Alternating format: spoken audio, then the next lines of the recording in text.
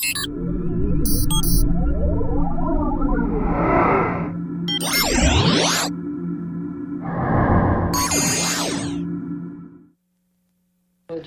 okay, fine. Mrs. Collins. Malcolm was born the way he was. He was born, in fact, we waited for Malcolm's birth. We were of the superstitious tribe of Africa, the Watusis, and we believed that the seventh child came with endowed with certain rights that would surpass other children of that family. So when he was born, we expected great things of Malcolm. I don't know if this influenced him, the fact that his family put him in a certain category. My father, in particular, was concerned with him after he was born because he was very fair, and he felt that this would be a hindrance to us applying ourselves to him, because people at that time put a lot of stock on black and yellow and colors, you know what I mean. So much of what Malcolm would have gotten from the family had he been born black, he didn't get it because we didn't want to make a difference in the light child over the black ones. Well, where did he get it, say in his late teens and his early 20s? Malcolm lived with me from 12 until he went to prison. I had a chance to discipline Malcolm in prison. Malcolm was an aggressive young boy. I admired it. I stimulated it. I felt that a black young man, over the period of 400 years in America, had been deprived of any aggressive thoughts even. If you show aggressive thoughts before the white man, he would erase you, set you apart from the others as a villain. So, but I felt that in order for Malcolm, after my father's death and his mother's having gone to a hospital, I felt that it was my duty to stimulate his arrogance, stimulate his impulsiveness. Let him feel that life was the life that God gave him belonged to him. He didn't have to pay homage to anyone. This is how I guided him. What kinds of influences do you think being in prison had upon him? What kind of effect? In prison, I was able to really direct him into accepting facts as a guideline to life, not an illusion, something that's dramatized. Prison is real. If a God sees fit to throw you in solitary confinement, this is for real.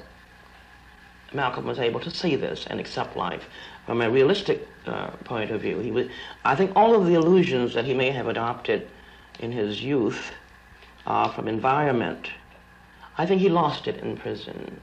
I think he really saw life for real.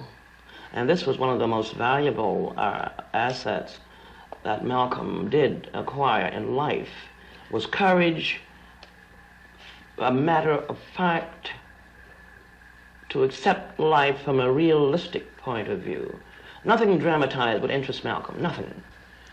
He became involved with the Muslims while he was in prison. Yes, through my brother Reginald, he became involved with the black Muslims. And the black Muslim Islam, Elijah Muhammad gave him a chance to excel. Had not it been for Elijah Muhammad, I would have had to find possibly another field to project him through. But Islam, as it was then in a small, it was a very small thing at that time. And this gave Malcolm a chance to really excel and build the Nation of Islam. Much of the Nation of Islam is Malcolm. Do you feel that being in the Muslims had a profound effect on Malcolm?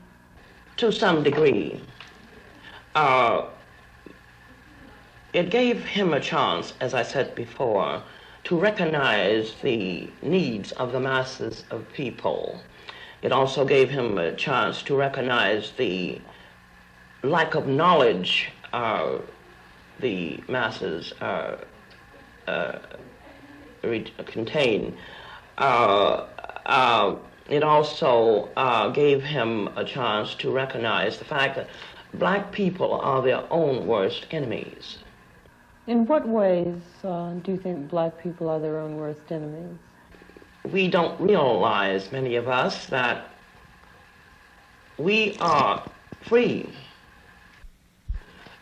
If we realize this word freedom and recognize it for what it means and watch the other people on earth exercise freedom, then we would not sing a song, "We shall overcome," and walk up and down roads and beg for this and want poverty programs and all this type of thing. We would know that our ability to care for another race would give us more ability to care for our own needs, and we don't provide for ourselves. Was Malcolm nonviolent, in your estimation? Now, from my estimation, no man is nonviolent, no man is violent. Malcolm believed, as a man should believe, that if you strike him, it was his duty as a man to strike you back. What kind of an effect did Malcolm have on you?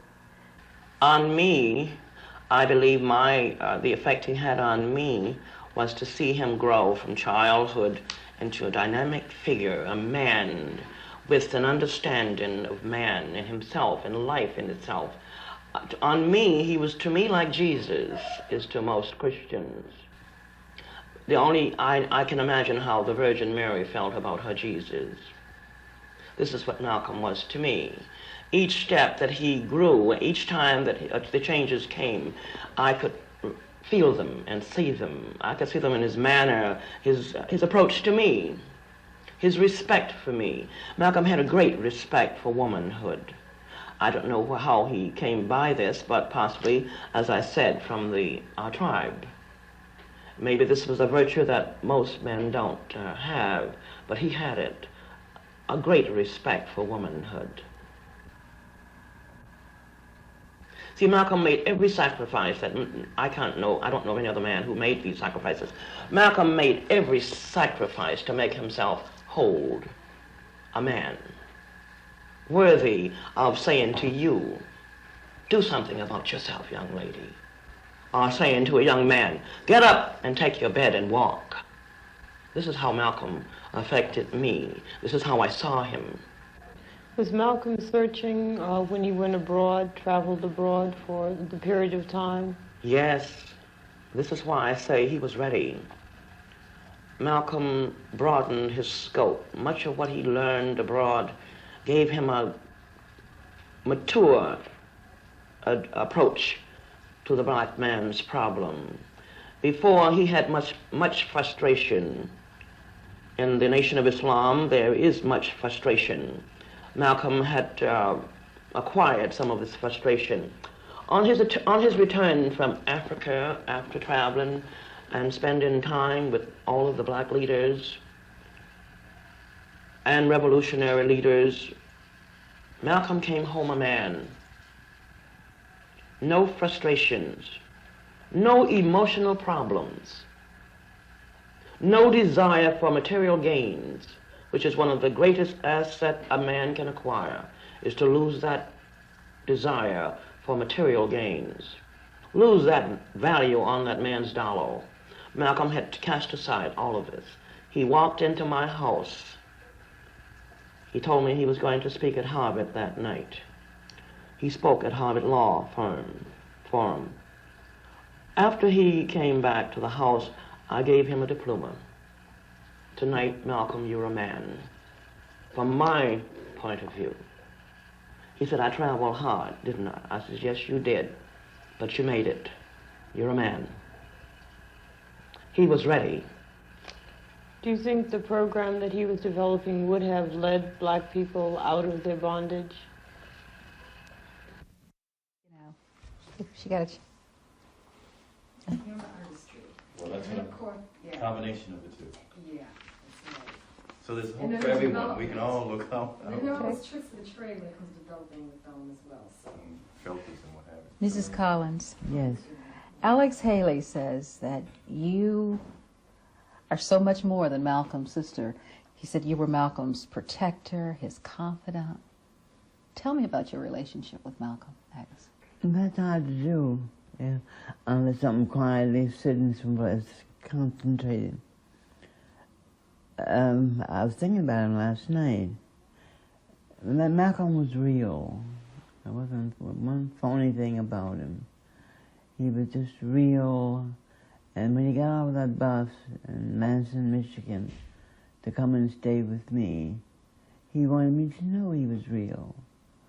He said, I'll never do anything to hurt you, Ella. Never. If I do anything to hurt you, you tell me, and then I get you a stick and you beat me. I mean it. He kept putting his hands in my face. Did you ever have to do that? Oh, no. No. I have been mad enough to do it. But he would make up for it. He would go out of his way to make up a wrongdoing that he thought he had done.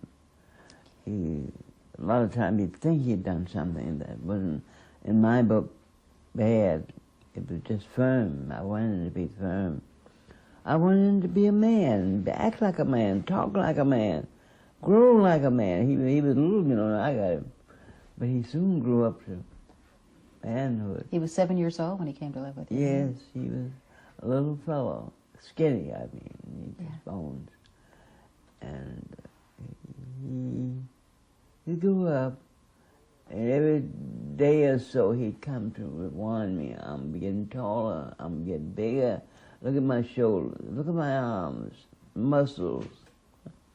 Did you know, could you see in him then the man that he became? I saw more. Had he lived another 10 years, then the world would have seen it. Much, much more. I saw in him. After my father, what led me to concentrate on Malcolm, and the manner that I did, was my father's talking about him. Daddy would take him on the train. They go for a trip. Daddy was what they call a preacher. He was a preacher. They called him the Great Reverend Lizzle. And he would take Malcolm with him. Well, Malcolm would come back and quote Daddy's speech, every word of it. And he said, Daddy was up there. You should have seen him, he said. You should have seen him clapping his hands, and all the women started shouting. It was cute. He said, I enjoyed it, and he started patting his hand to his little fellow. But Malcolm was the type of person you won't meet every day. Never. You wouldn't meet him possibly in a lifetime. Now, mind you, I have 7 brothers.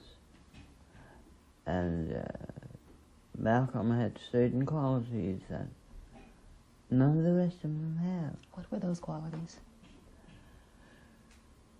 He wanted to be good. You see a person desire to do good, to do that which will please you, and warn you if anything goes wrong, that you should think about that.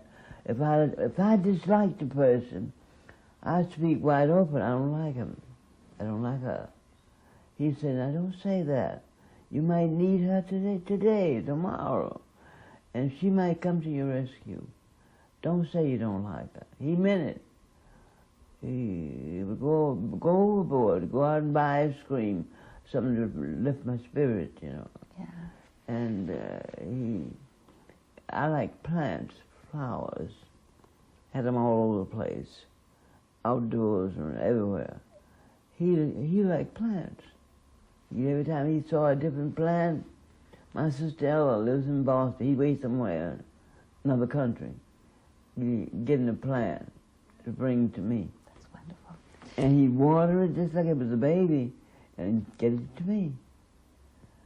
Why? Now, I never asked him why he felt so devoted to me. I thought it came through birth. But in his autobiography, he talks about that devotion to you. He talks about time and time again when he had to turn to you. And he says, Ella is the one person who never once really backed away from my cause. No. I didn't back away. They was in prison. Nothing to back away from if you love someone. Now, Reginald, my other brother, I love Reginald just as much. But Reginald would run away. He'd go off and stay a month. You wonder where he is. And Malcolm wouldn't do that. Malcolm said, I know you worry if I went away. If I left and didn't come home tonight. He never missed a night coming home. He'd get home because he knew I'd be worried. And hear him a stranger too in Boston. I worried because he was a stranger. And can tell who he'd meet. He'd meet a different class of people that I would meet because I didn't go in the street. And who knows whether they're good people or bad people. Did Boston change him that? Is that what led to the prison thing, the people he met on the streets? Did Boston change Malcolm? To tell you the gospel truth, no. I would worry about that sometime. I used to worry about Malcolm getting involved with the wrong people. Someone told me they saw an article in the paper about him getting in wrong with the wrong people. Well, I never thought I wouldn't have exercised the idea. He knew what people they were. Malcolm was a good mind reader. About as good as any old woman or old man you ever found who was a mind reader. And he'd say, I'm going to keep away from them. They talk big and bad, but if some of the chips are down, they'd be the first one to get caught and drag me in with them. One of the interesting things about him is he was, because there's so much we can talk about, I want to make sure we get a lot of different things in here. When everybody else was saying Negro, some people still saying color, he preferred to be called black. Did he ever talk about why? He says, he thought Negro was a slave term, and just was that the disavowal there? No, not all of it.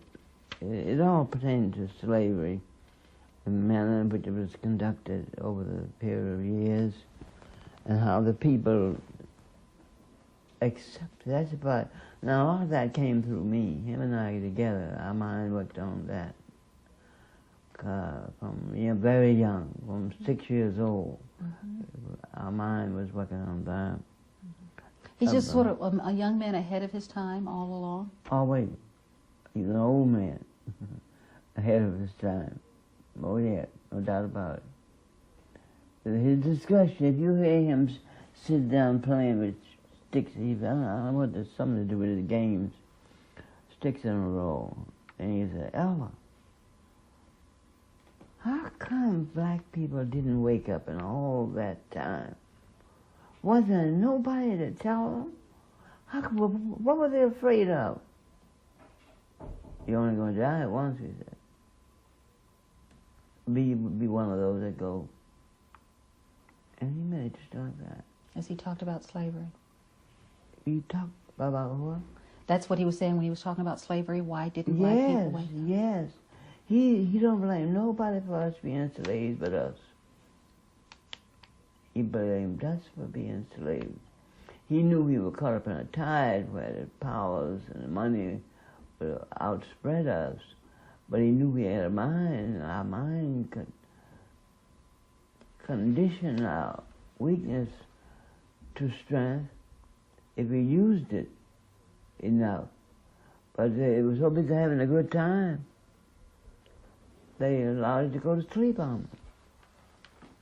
He came to you for so many things, for counsel, for criticism, even financial support. What kind of criticism did you have for you? I got his hair short, for one thing. He got it long, he had it long, you know. And I took scissors and cut a roll through it. Mm-hmm. That was a simple way of getting next to him on that hairdo. His hair was blonde, you know. And he went and got it cut long.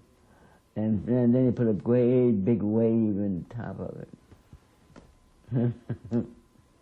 To see what I think, then he come in the house with his head on. Or any time he came in the house with his head on, he's hiding something. So I walked over and took his hat off. So that's what you got. I took the scissors and cut a row in it. How did you feel about that time when he was doing that with his hair and he was wearing the zoot suits and he was doing things that got him in trouble? I didn't want to. You see, that's the trouble part. I mean, get that straight. That ended up getting him in prison. That didn't get him into prison. He knew that, and I knew that, but few of our people knew that. Malcolm was aggressive. He spoke his mind. He didn't care whether he was white, black, what. He'd speak his mind. And at that time, the country, the world, was in such a turmoil. Whenever there was a group of black people trying to get together, they'd break them up. They'd break them up diplomatically, you could say. They'd throw them in jail. Claim they tried to rape some woman. They got the most vicious ideas. Look how they did the Kennedy brothers. Mrs. Kennedy raised those boys like gods. I could see it in their manner when you were with them. I used to campaign with them. And you could see it in their manner. They were gentlemen, through and through. Well, what did they do? They found something ugly. They make it. They don't have to find it. They'll make it and pin it on them. And then you get caught up in a thing. Why were so many people so afraid of Malcolm X? They knew he had this little boy. Malcolm was walking around in a tuxedo. I had him at a wedding once. He's walking around in a tuxedo, condemning a white man, because the white man stepped on a lady's foot. It was a white lady. He stepped on her foot, but Malcolm didn't like it. So he said, now you were a man, you wouldn't have stepped on her foot and act like she was the one that's guilty. You walked on her foot. I'm standing right here. Had his hand in his pocket. I'm standing right here looking at you, and you stepped on her foot and didn't even say make an apology. He was mad. He went home mad. Yeah, that's the kind of person he was. But he was too little for what he knew, for his mind. He was much too small. Even when he was ready to go, he was ready to go that night when they killed him. When the white man knew that he was ready. He was ready. What do you mean he was ready to go the night he was killed? You have to be ready in spirit. You have to be ready in mind. You have to see the world for what it really is, not some makeshift movie. You got to see the world and the people for what they really are. And you got to pen judgment on them. You got to know where to pen and who to pen it on. And Malcolm had reached this point. How would you like for the world to remember Malcolm as we see young kids walking around wearing the X on the hat and his pictures on the clothes? What do you want them to know about the man that they are commemorating in that way? Now, for me to answer that, I might mislead you. You know, you don't ask what you want them to know about Jesus. Of course, he's been on the scene a long time. But few people will say, what do you want to know about the man? They don't know nothing about him. What they read, they hear, and see, feel in their heart. That's the extent of Malcolm. Malcolm has not been seen yet. He's not been heard yet. Why do you think there's so much interest in him now among young people? Why do young... He's the man. He's the one that's coming. And you will know him as if you knew him in person. Things will reveal themselves to many, many people, and we will all know him. I will know him better, and I thought I knew him well enough. Okay. But when you see, you've heard about the kids wearing the caps with the X on it and the pictures and stuff like Globe that? called me about it. Boston Globe. Yeah. They called me about so many children. Why are so many children interested in Malcolm X now? Last week or so, it was just Malcolm X. Well, now he's going to the head of the class, he was trying to say. Okay. That's not enough. You know, I'm not giving you enough there to help too much, but you add what you want to it. No, I'm just going to ask Malcolm you some didn't come questions. here and stayed for those few years What? to play. Why do you think he had to, you know, there were some obviously forces that felt he had to go. Who were those forces had to be killed, and why? I'm glad you asked me that. Just as they were wiping out the Kennedy sons, and the other, my family, my whole family of men were killed, you know. Yes, including my father. Malcolm, somewhere in the Bible or somewhere you're going to read about Malcolm. He didn't come to play. He didn't come to... You know how Malcolm got married? He always wanted someone like me. Now, don't have to be white, because I don't know you, but I'm going to marry somebody, Mama, with Ella, just like you. You think you and Betty are alike? Mm-hmm. So, he went to New York on a speaking engagement. And he called me, he said, Mama, I met her. So I said, I'm not your mother. He said, I know, but if you meet this person, you will think she's your mother. Your mother and my mother. Really? I gotta see her. One of those things. So he came and brought her. The next day, here he comes. He kept winking and blinking and carrying on. How you like her? She's one. Oh, huh? She's all right. I wonder, discourage him more or less. I know I couldn't discourage him. But about a week later, they were married. That quick? Mm-hmm. He knew what he She wanted. didn't get a chance to even buy a new dress. She married an old dress and talks about it now. He knew what he wanted. She couldn't find a fly to light on because she was scared of him. She was timid around him. She grew to like him. After a while, she grew to love him. But at first, they didn't see eye to eye. But she tried. She was putting everything she had into it. And she did grow to love him. There was nobody like him. That's why she's still single now. There's no Mother Malcolm X. Not in this creation. Do you get along well with her? Do you guys Yes. keep in contact? Now, you have to know me in order to ask me that question. She was a child to me. Mm-hmm. I was doing everything in my power to help her. I didn't need her help, but she needed mine. And I went out of my way to help her. Malcolm knew it, Malcolm saw it, and he worked with me. Now, when they went to Mecca, I gave her a fare to go to Mecca too. But she wouldn't go. She didn't want to follow those rules and be pinned down to being a Muslim. So she didn't go. She took her money and went to Baltimore. Why were you always so willing to give for his causes at every step of his life? What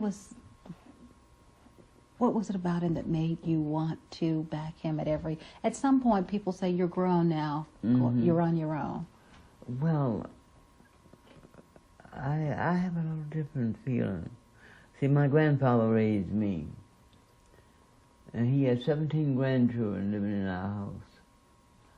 And he felt father to all of them, and made his daughters, who were school teachers, he made them feel responsible for all of the children.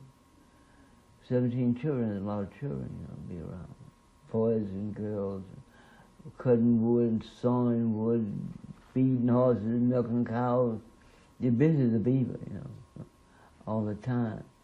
And when Malcolm was assigned to me, my father picked Malcolm to be mine. he said that anything ever happened to me, I want Ella to raise Malcolm. That's long before he died, at least 6 months or more.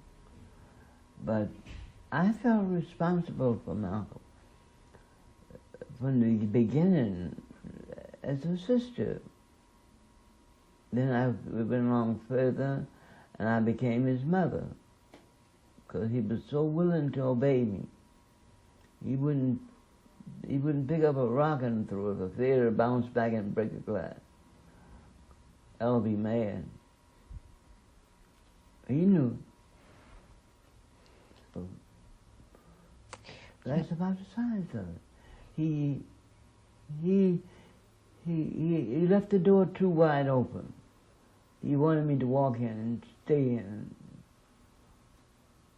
He'd come, I don't care what kind of weather they had, the train comes in Philadelphia. Good to see you.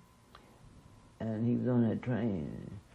Okay, what kind of weather it was out there, he'd call and say, look like I'm on this.